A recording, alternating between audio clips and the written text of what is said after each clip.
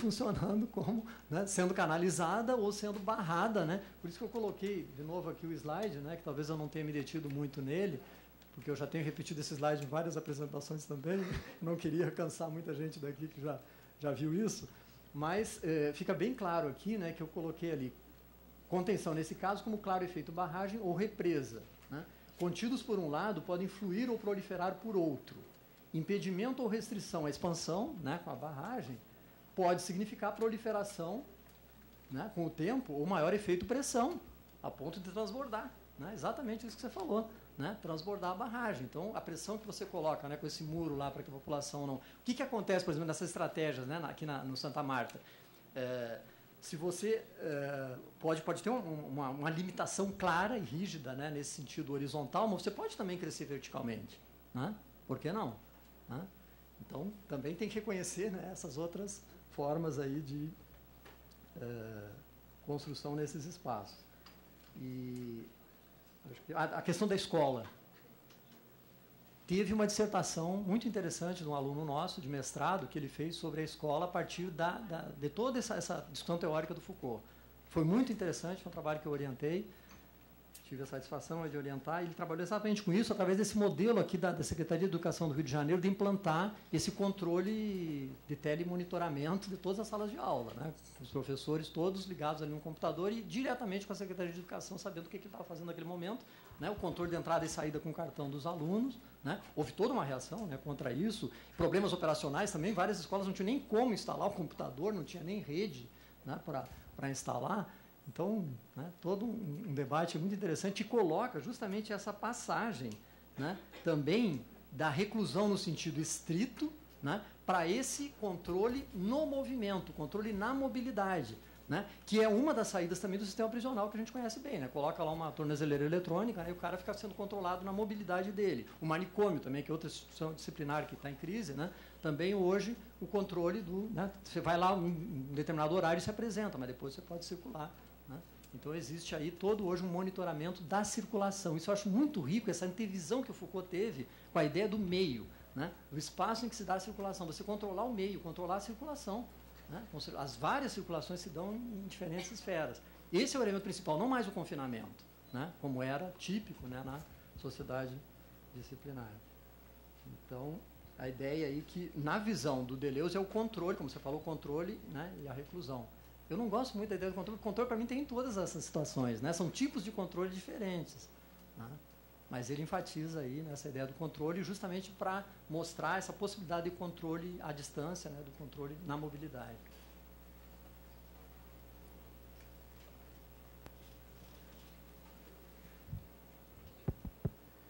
Boa tarde, Rogério. Sou Martim, aluno da graduação.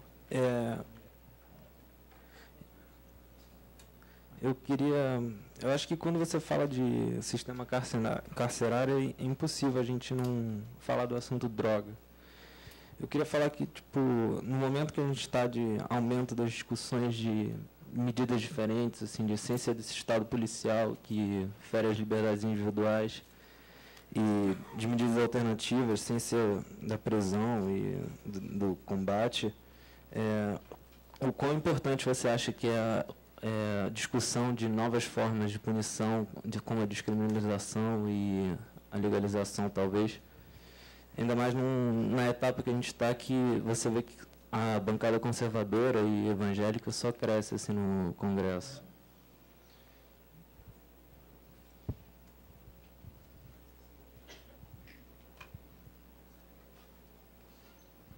Boa tarde, Rogério. Sou antigo aluno do mestrado daqui da PUC. Eu encontrei uma menina que trabalhava mais sobre essa relação dos bancos de dados em relação à mobilidade de todo usuário de celular. Até que ponto se enquadra, né, nesse modelo de cidades inteligentes o rastreamento por celular de cada um em termos de mobilidade urbana. Até que ponto você vislumbra como agente geógrafo, justamente você ficou até fascinado por essa coisa de variáveis, até que ponto finalmente a própria geografia vai lidar com esse modelo de cidades se elaborando através desse centro? Como você vislumbra isso como profissional e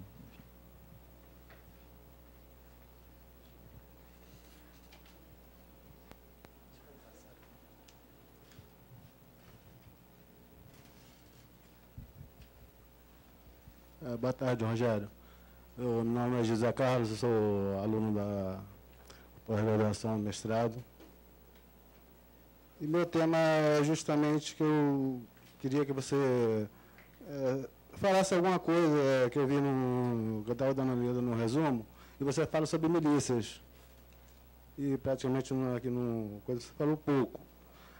Além da criminalização do pobre, eu queria também que você falasse um pouco sobre o extermínio e o sumiço dos corpos, não só aqui no Rio de Janeiro, mas em todo o Brasil, principalmente de negros e pobres. E se você tem algo a dizer sobre o crescimento da milícia no Rio de Janeiro.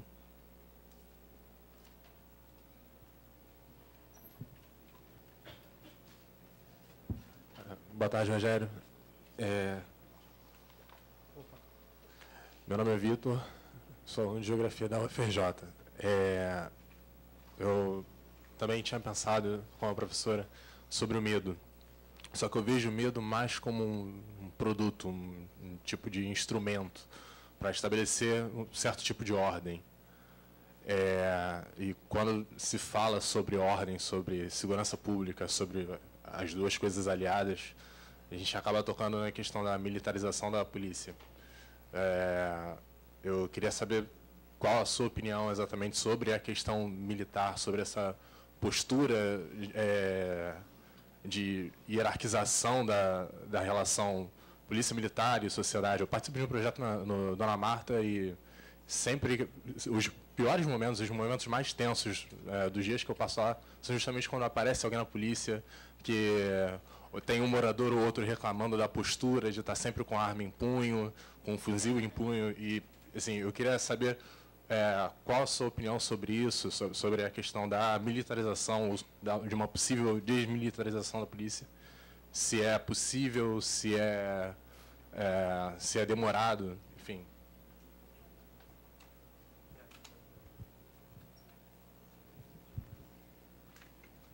Mais alguma para fechar essa rodada?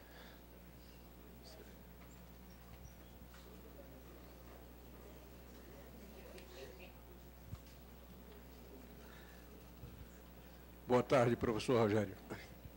Eu sou Pedro Paulo, estudante de Geografia da PUC. A minha preocupação é saber se a nossa polícia, se a nossa segurança vai ser privatizada no futuro. Há algum tempo passado, eu tive a oportunidade de entrar na favela da Kelso e o setor era numa via sinuosa, havendo tambores e blocos de concreto. E essa favela era controlada pela milícia. E tinha o toque de recolher, mesmo estando paralelo ao quartel da Marinha, ali na Avenida Brasil.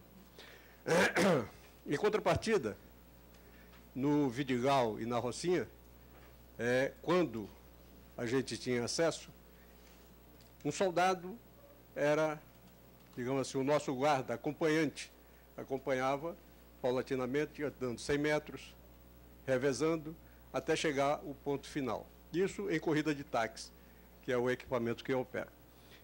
E na Rocinha, eu tive a oportunidade de ver alguns rapazes mutilados, ou seja, sem braço, cortado após a munheca.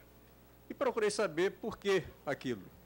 Então, o tráfego havia decepado essas mãos por causa de roubo e desobediência ao tráfego. Com essa, digamos, ocupação da UPP e este conflito que hoje está havendo, neste momento está havendo na Rocinha, nós vamos ter alguma esperança de realmente a segurança tomar conta desses territórios, efetivamente, ou vamos continuar nessa briga de gato e rato, mantendo, digamos assim, um estado permissivo do tráfico de droga nas comunidades?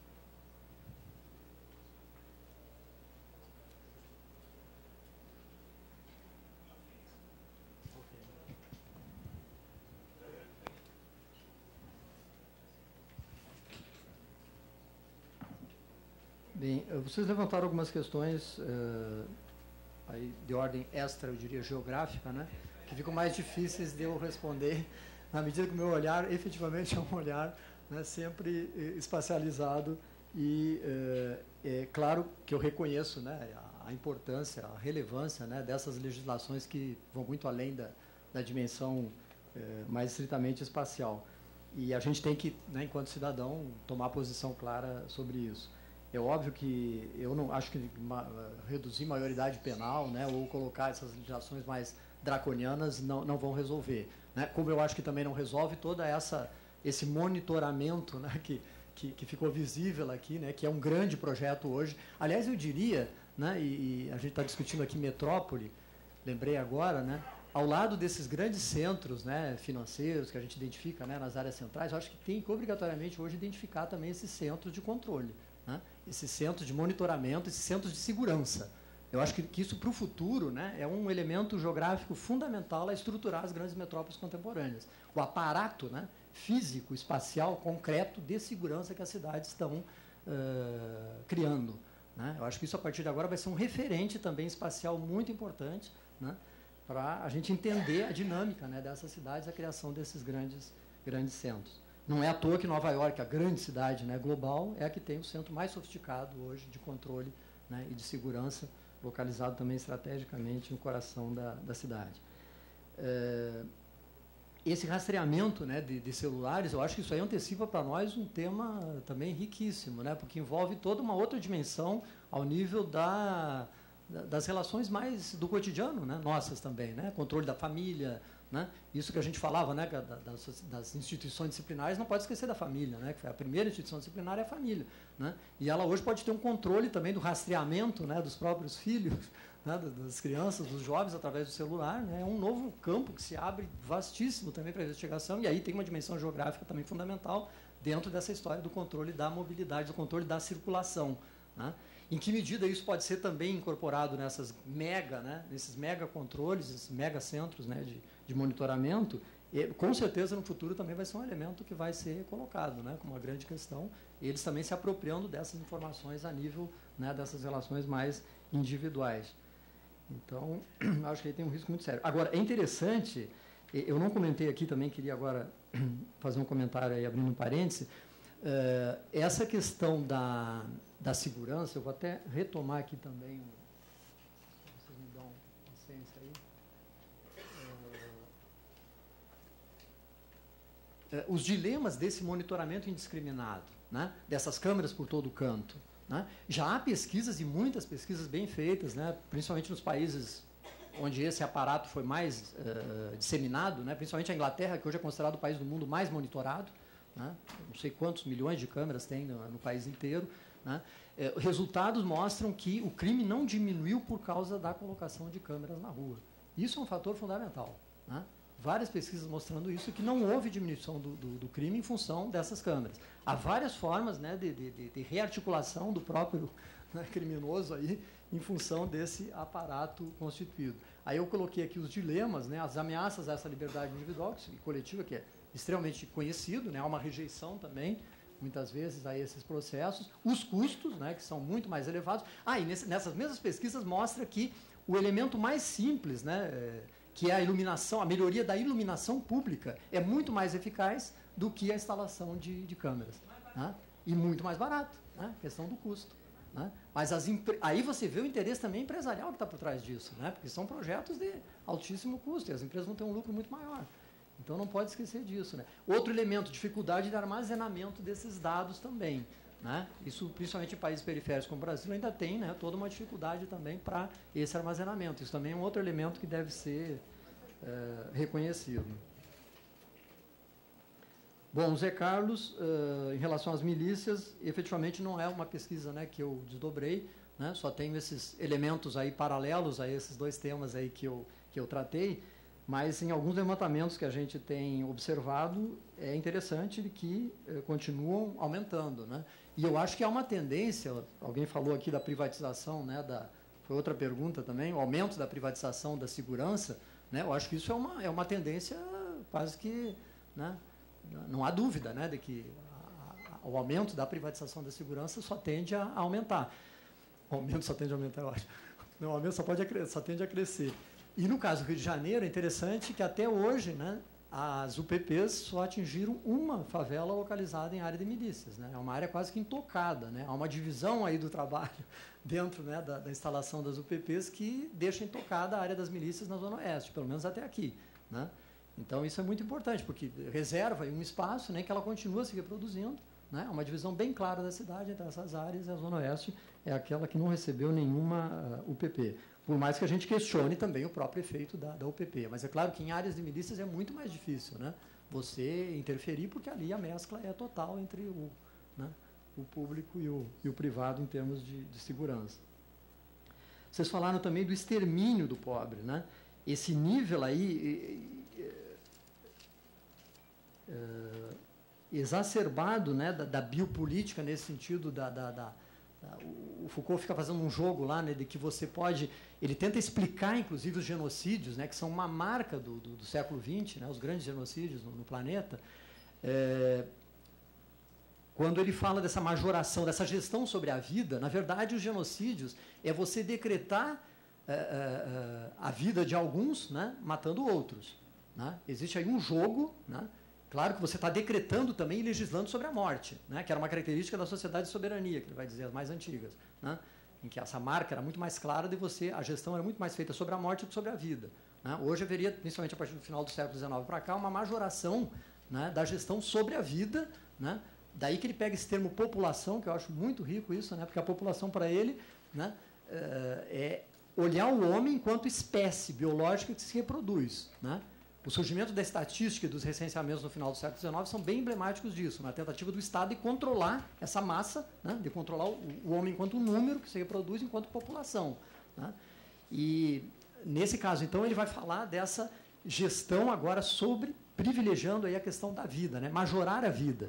Mas no genocídio parece que é o contrário, né, você está legislando sobre a morte, mas é em nome da vida de alguns, né, que são considerados aqueles que devem efetivamente viver. Então, aí é um jogo, né?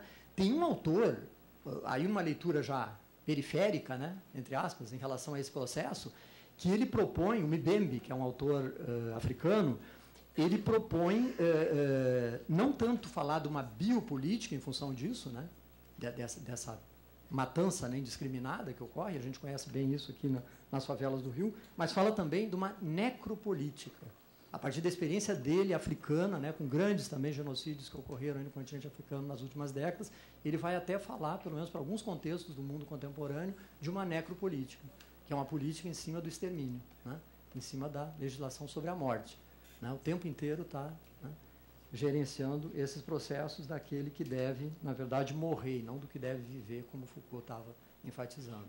Então, acho que a gente tem que ter um olhar, é interessante também olhar para esse trabalho, né, do Mbembe, desse autor africano, quando ele fala né, desse extremo aí que envolve a chamada necropolítica.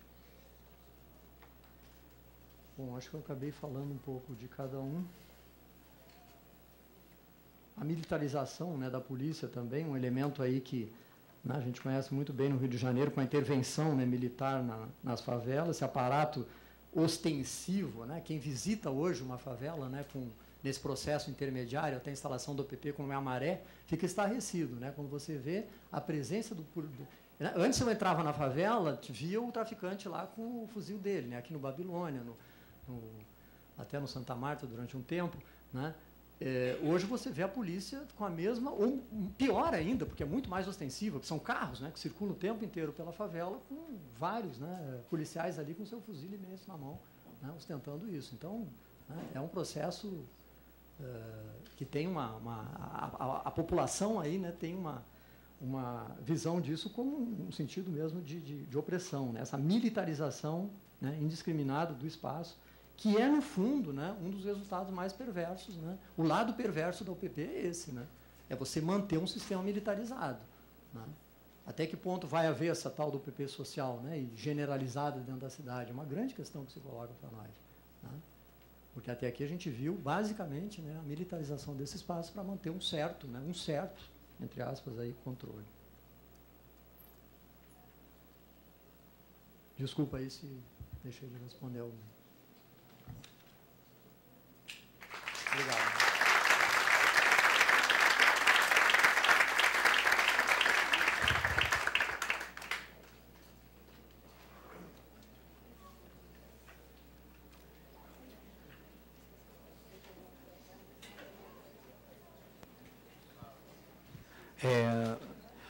Eu queria dizer para vocês que nós temos agora 15 minutinhos, né, para tomar um café, tem um café ali fora. E aí eu pediria que nós voltássemos às 4 de verdade, porque a gente vai ter a mesa, né, redonda, e em seguida... Peço a atenção de todos, por favor. Obrigada.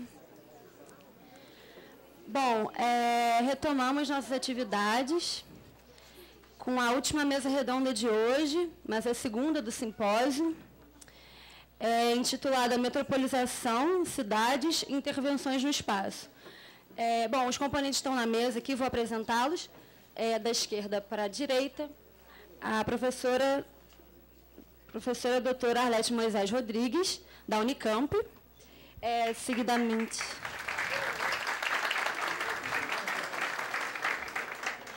Professor Dr. José Bonzaquiel da Silva, da Universidade Federal do Ceará. Professor Dr. Márcio Pinhon de Oliveira, da UF. E o professor Dr. Luciano Ximenes Aragão, da PUC da UERJ.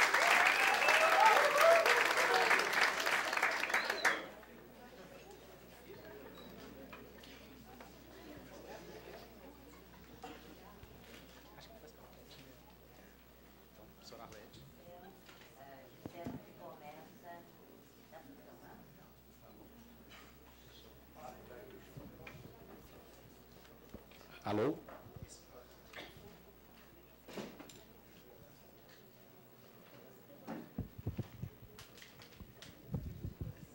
Está. Boa tarde a todos. Em primeiro lugar, eu quero, além de parabenizar os organizadores, agradecer em especial ao Álvaro e ao João pelo convite e dizer que está, como sempre, um ambiente extremamente agradável e fraterno para discutir as ideias, o que tem uma dimensão boa para discussão, e eu me sinto muito honrada de estar aqui presente, né? O tema, metropolização, cidades e intervenção no espaço, me levou a pensar o que eu poderia trazer aqui de uma questão para debate muito mais do que certezas, né? Lembrando um pouco, eu não assisti a palestra, à conferência da Sandra, mas de algumas questões que a Sandra colocou no primeiro simpósio, né, internacional, em que ela destacou que a metropolização é um processo que contém múltiplas dimensões e que é um processo socioespacial que metamorfoseia o território. E, pensando nisso e no tema da mesa, eu pensei em apontar uma característica do processo, qual seja um tipo de intervenção no espaço realizada por múltiplos agentes sociais, sujeitos sociais, que provocam transformações nesse território. Já que nós podemos compreender a produção e reprodução do espaço urbano, a dinâmica da intervenção por diversos sujeitos sociais. O ponto de partida é um ponto de partida de um aspecto muito peculiar, muito específico da política macroeconômica no Brasil, empreendida pelo Estado brasileiro com o programa Minha Casa Minha Vida. Para entrar nesse tema, eu pensei o seguinte: está havendo muita pesquisa, muito relatório, muita coisa sobre o programa Minha Casa Minha Vida. Em especial, parece que houve até uma alteração daquilo que aparecia há pouco tempo atrás como ênfase, por exemplo, na função social da propriedade, Estatuto da Cidade. Depois, uma ênfase nas pesquisas sobre plano diretor. E pensando nisso, eu trago uma tentativa de relacionar aspectos da política macroeconômica do Brasil com a implantação do Minha Casa Minha Vida. Portanto, eu parto de uma coisa que quase todo mundo sabe, mas que eu vou repetir, que a habitação, chamada num determinado momento de habitação popular e hoje chamada de habitação de interesse social, ela tem uma longa trajetória dentro do Brasil. Quando se cria no Brasil os institutos de aposentadoria e pensões, né, os famosos IAPs, ainda na década de 30, é o mundo do trabalho que vai subsidiar a produção dos conjuntos habitacionais. O IAPI dos industriais, o IAP dos industriários, o IAPTEC dos comerciários, o IAPC dos comerciários, o IAPTEC e uma série de IAPs que eram os institutos de pensões e aposentadorias por categoria profissional. Portanto, já era um mundo do trabalho que subsidiava a intervenção no espaço urbano para a produção de habitação. Mas a carteira dos institutos de aposentadoria, né, eram, durante um certo número de anos, ela propiciou a criação desses conjuntos habitacionais. No entanto, o aumento das aposentadorias, dos auxílios-doenças, diminui o volume de recursos que é utilizado para essa produção habitacional.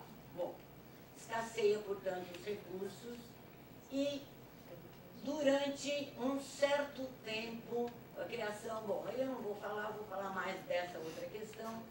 Escasseiam os recursos e, logo após a ditadura que se implanta após 64, a produção de habitação vinculada à casa própria é um dos lemas da ditadura militar, que propõe a criação de BNH com o objetivo explícito de produzir moradia para a chamada faixa de interesse social ou de interesse social. No entanto, não havia recursos. Esses recursos são advindos novamente do mundo do trabalho, com a alteração das relações de trabalho, com a criação do Fundo de Garantia de Tempo de Serviço. Há uma alteração e, a partir daí, o BNH, com este fundo, consegue ter grandes recursos para investir no urbano. Então, cria-se uma política econômica e, ao mesmo tempo, é uma política de intervenção no espaço. Com o FGTS, como eu falei, alteram-se as relações de trabalho. Desaparece a garantia do emprego e passa a haver um depósito de 8%, depois 8,5%, para ser entregue aos trabalhadores no momento de sua demissão ou, em algumas situações especiais, para a compra de casa própria. Esses recursos passam depois para a Caixa Econômica Federal, eu já venho falar isso, né? Mas a aplicação desses recursos, a atuação do Estado no urbano é marcada, durante o período da ditadura, com uma dinâmica, seguindo o que disse a Sandra, que eu já citei, metamorfoseia o território em escala nacional. No período de 1967 a 1985, o BNH conta com amplos recursos para investir no urbano. Tratava-se de um recurso novo, proveniente, como eu disse, do mundo do trabalho. É importante também lembrar que durante o período que vai até 1980, o crescimento econômico do Brasil estava na faixa de superior a 6%. Ele atingia 6,4%. Nos anos 80, este crescimento da economia cai para 2,9%, provocando problemas que se aceleram até 1985 em diante. Além disso, os gastos em grandes obras, a precarização das relações de trabalho, o aumento do desemprego torna esses recursos para a aplicação no urbano ainda mais escassos. Diminui, portanto, os recursos para a promoção de habitação. Para tentar minimizar a alteração desses recursos para outras obras, se estabelece em 1990, o Conselho Curador do FGTS define que 60% dos recursos dele devem ser para a produção de habitação de interesse social. Ou habitação popular. Durante a década de 90, início da década de 2000, o que a gente, isso significa o seguinte: os programas habitacionais passam a ser pontuais, passam a praticamente desaparecer da escala nacional. A partir de, durante a década de 60 e 90, até o início da década de 2000, os programas habitacionais voltados para a classe trabalhadora, de baixos salários, passam a ser pontuais, de pequena escala, descontínuos e de baixa efetividade, focalizados como manda a cartilha neoliberal. Isto a gente tem que colocar que a taxa de crescimento da economia na década de 90 até 2000 despencou para 1,6%. 1,6%. Estava lá em cima, despencou ainda. Entre os principais argumentos utilizados na década de 90 para a alteração da escala de produção estatal de moradia popular, apontava-se também os problemas, que não é mentira, gerados pelos grandes conjuntos habitacionais. Mas a principal questão relacionava-se à falta de recursos, considerando o aumento do desemprego, a precarização das relações de trabalho que sangravam os recursos do FGTS. Se há desemprego, não há recolhimento. Se o salário é baixo, diminui o valor do depósito, não é? Quando se constata que no final dos anos 90 e início dos anos 2000, o salário mínimo permitia a compra de 1,2 cestas básicas, com um desemprego que era superior a 12%. Entende-se porque os programas são descontínuos, pontuais e de pequena escala. Além disso, o crescimento econômico, como eu já disse, era decisivo. A privatização de importantes setores da economia, como Petrobras, como o Vale do Rio Doce. Aí, pensando no Vale do Rio Doce, ele torna o país ainda mais dependente de um processo geral, até da financiarização e da dificuldade para pensar em investimento no urbano. Entram recursos, mas não há planejamento. A privatização do Vale do Rio Doce implica em não se produzir mais vagões e trilhos, portanto, ela interfere na forma e no conteúdo do urbano e interfere também nessa produção do espaço. E estamos num período neoliberal e, portanto, a ideia de que o Estado deve afastar-se de um planejamento ou de um investimento. A partir de 2003, ao longo de período de 9 anos, o salário tem um pequeno aumento real e passa a permitir, em 2014, comprar 2,2 cestas básicas. E o desemprego, que era de 5,4%, passa a ser de 5,4% e não de 12%, como observado no final dos anos 90, o que aumenta o valor dos depósitos do FGTS. A taxa de crescimento econômico não atinge a dos anos, até atingir os anos 80, mas ela passa a ser, em termos de 3,3% e 4%.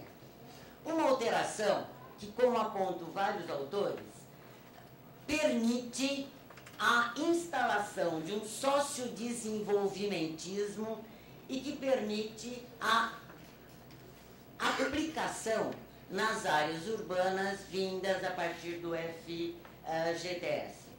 Para maiores detalhes, a Carta Maior publicou e divulgou um livro que chama-se Internacionalização Financeira do Capital, que é encontrado no site, em que vários artigos apresentam essa dinâmica e essa alteração durante um período de 30 a 40 anos. Nesse sentido, esses autores apontam uma diferença fundamental e eu vou pegar aqui apenas uma informação para dizer que a partir de 2005 verifica-se uma alteração dos blocos no poder. E aí eu estou me pautando em Gramsci e em Poulantzas para falar que há uma alteração no bloco do poder e inicia-se uma alteração da política econômica com um bloco desenvolvimentista ganhando maior fôlego, especificamente com o lançamento do PAC, Programa de Aceleração do Crescimento, que visava combater a crise financeira que já se anunciava. E, de certo modo, não totalmente, recolocava um outro bloco no poder, o chamado voltado ao capital produtivo. A crise internacional de 2008 vai provocar uma nova alteração na política macroeconômica, lembrando que eu falei que ia falar de um aspecto dessa alteração, né? Com um conjunto de estímulos para a redução de juros, para a expansão do crédito de bancos públicos e do crédito habitacional para o programa Minha Casa Minha Vida, contornando, não resolvendo, a crise do sistema financeiro, que atinge principalmente os blocos do centro do poder capitalista. Como todos sabemos, a crise provocou despejo de inúmeras famílias que não conseguiam pagar os empréstimos bancários nos Estados Unidos e vários países da Europa, calcados em hipoteca sobre hipoteca, como demonstram vários autores, em especial o David Harvey, que vai dizer que essa crise é uma crise que se explicita no urbano.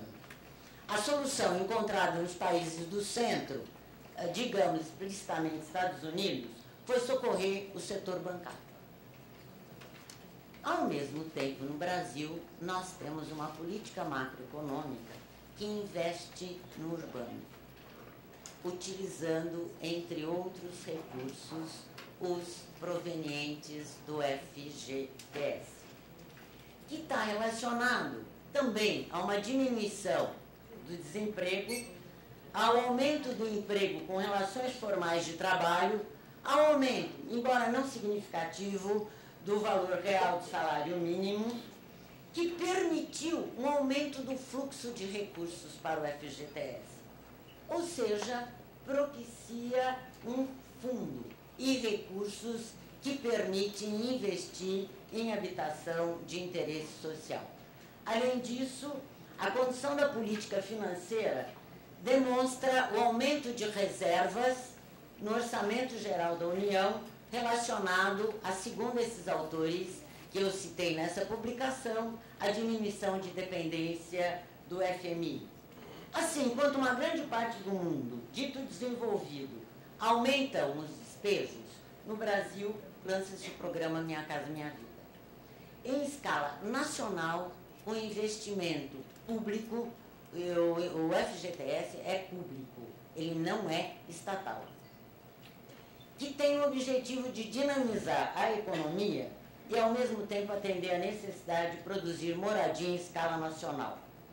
Há uma nova metamorfose no território urbano.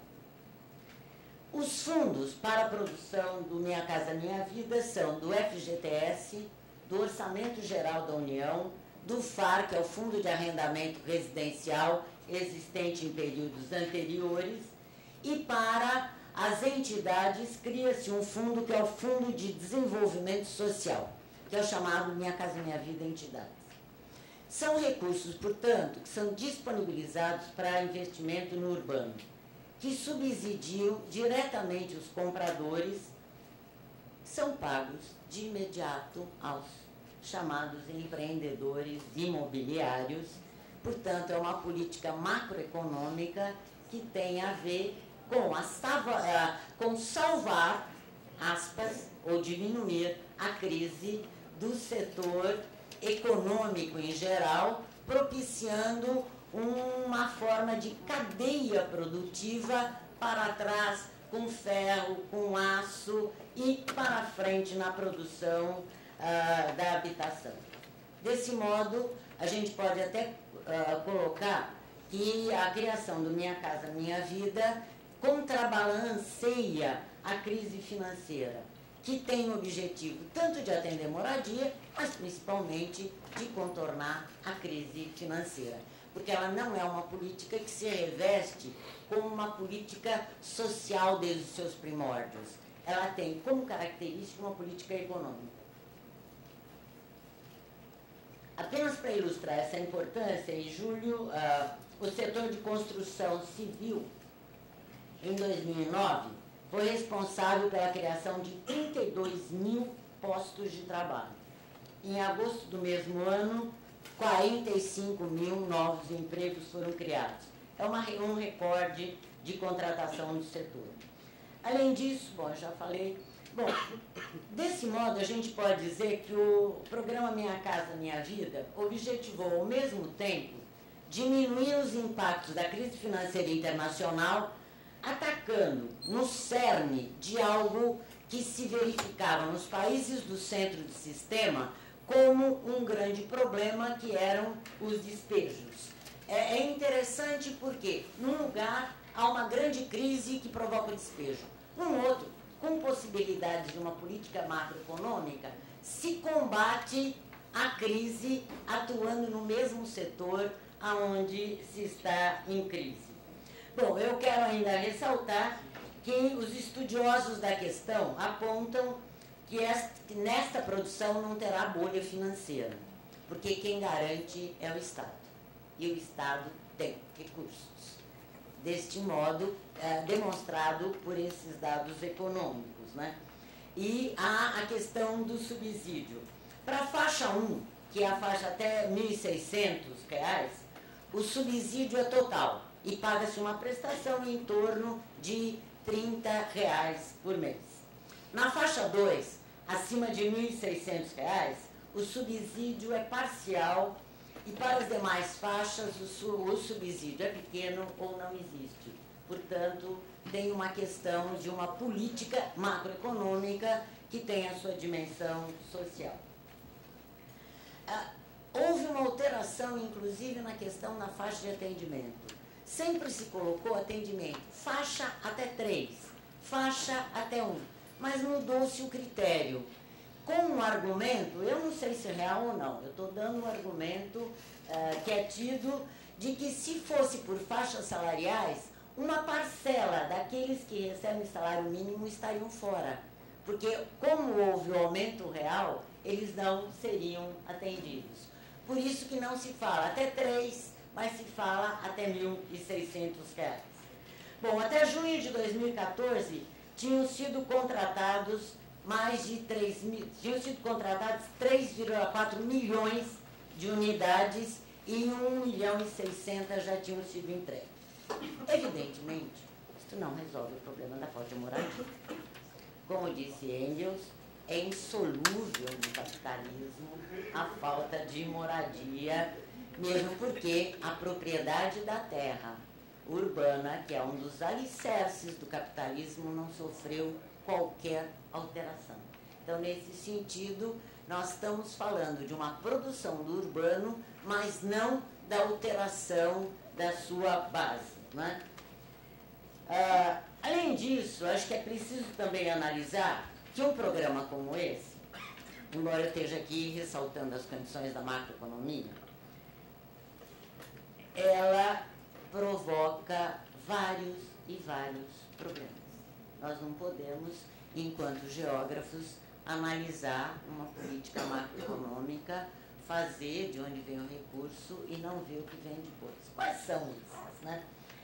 A maior parte das áreas próximas aonde se implanta Minha Casa Minha Vida sofreu aumento vertiginoso do preço da terra. Portanto, a gente tem que analisar de uma forma contraditória este processo de uma política macroeconômica da produção de habitação que metamorfoseia o espaço urbano, mas de qualquer maneira ela contém em si o germe da contradição e do conflito. Dificulta, portanto, o acesso posterior a esta questão. Mas, pensando nisso, eu fui pegar os dados também de crescimento da terra rural, para a gente poder entender. No período de 2000 a 2010, segundo uma pesquisa realizada pelo Banco do Brasil, o preço da terra rural subiu mais de 300%. Então, nós temos aí uma questão que não é apenas uma questão relacionada ao Minha Casa Minha Vida. E é claro que o aumento do preço da terra urbana, ele não está só relacionado à produção do programa Minha Casa Minha Vida, mas ele está relacionado com obras de infraestrutura, com a implantação de equipamentos de uso coletivo, como aeroportos, estádios, escolas, universidades, hospitais, ou seja, da intervenção do Estado no urbano, propiciando condições de acumulação do capital e propiciando transformação dentro desse espaço. De qualquer modo, é importante pensar que o aumento do preço da terra provoca, se não está provocando, provocará a expulsão de famílias e trabalhadores com baixos salários, ao mesmo tempo em que se implementa uma política habitacional. É também evidente, e isso os vários estudos demonstram, que a implantação de escala do Minha Casa Minha Vida tem se dado nas bordas do urbano, em áreas sem infraestrutura ou com infraestrutura precária. Como diz a Luciana Lago, num excelente estudo sobre Minha Casa Minha Vida, em termos locacionais, nós podemos entender a conquista de moradia digna pelos movimentos sociais como a conquista da periferia. E apenas para apontar que o Jaime Hunston, em Cidade Insurgente, ele chama também a atenção que quem transforma a periferia é a população que lá mora, com a sua atuação cotidiana, com as suas formas de organização que reivindicam melhorias urbanas, com a edificação cotidiana. Enfim, é a classe trabalhadora que vai transformar as regiões distantes em outras áreas que no processo, como foi mostrado aqui na palestra do Rogério, né, onde estão implantados, também serão incorporadas no mercado imobiliário. É isso que eu tinha a dizer para a gente debater depois.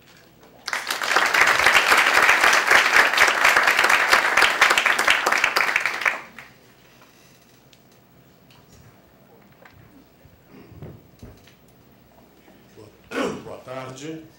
Eu quero aproveitar para agradecer o convite aqui à comissão organizadora, professor Álvaro, professor João, professora Regina, falar do prazer de estar aqui compondo essa mesa e de estar entre amigos tão diletos.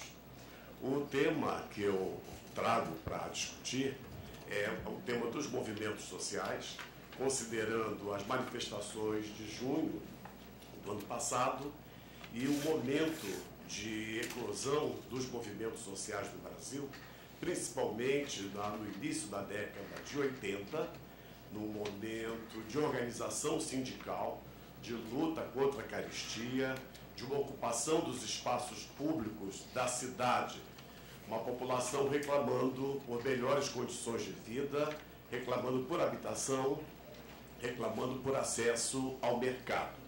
Esses movimentos sociais, eles tomam forma eles ocupam os espaços públicos da cidade, mecanismos de organização e de mobilização garantem às associações de moradores uma participação ativa em busca de uma interlocução com os poderes constituídos, esses poderes, aí no caso, compreendidos como os provedores de infraestrutura, de equipamentos e de serviços capazes de minorar as condições de vida dessa população.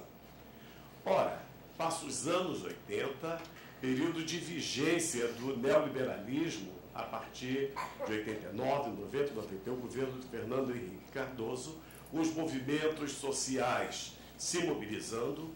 No último ano de gestão do PSDB, a criação do Estatuto da Cidade, então, o que vinha desde a Constituinte de 88, o sonho de uma regulação, de uma legitimação do acesso à terra urbana, sob uma perspectiva democrática, ou seja, uma cidade para todos. Então, que cidade nós temos, que cidade nós queremos. Surge o Estatuto nessa discussão do que lei que pega e lei que não pega.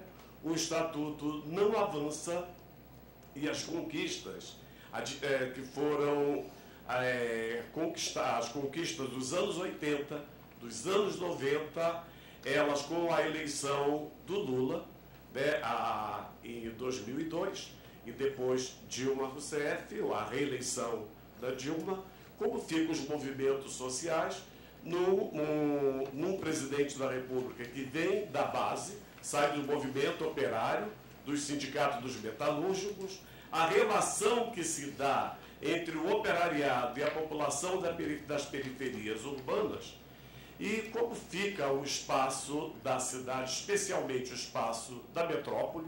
É esse espaço onde se reverbera, ele primeiro se dá na metrópole e depois ele se dispersa nas demais cidades de menor porte, mas a metrópole que é o espaço, é o microcosmo que se reproduz e que vai